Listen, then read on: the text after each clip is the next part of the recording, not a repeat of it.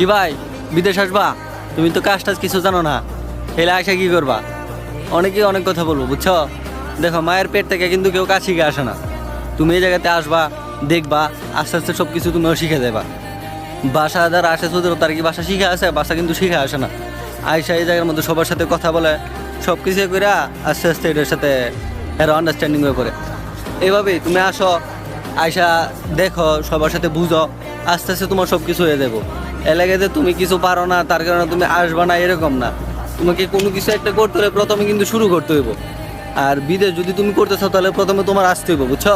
তারপরে এখন তুমি গিয়ে বুঝবা যে তুমি পারবা কি পারবা না। আর পারবা না এরকম না। যারা বিদেশ আসো, অবশ্যই তোমার ভিতরে কিছু না কিছু একটা আত্মবিশ্বাস আছে।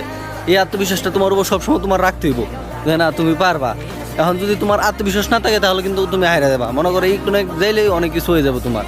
তাই আত্মবিশ্বাসটা রাখবা আর আল্লাহর উপর বিশ্বাস রাখবা। যাইবো, আল্লাহ তালা যা কিছু করে ভালো লাগিয়ে করে, বুঝছো? এই বিশ্বাসটা রাখলেই চলবো, তাহলে তুমি বিদেশ আসতে পারো।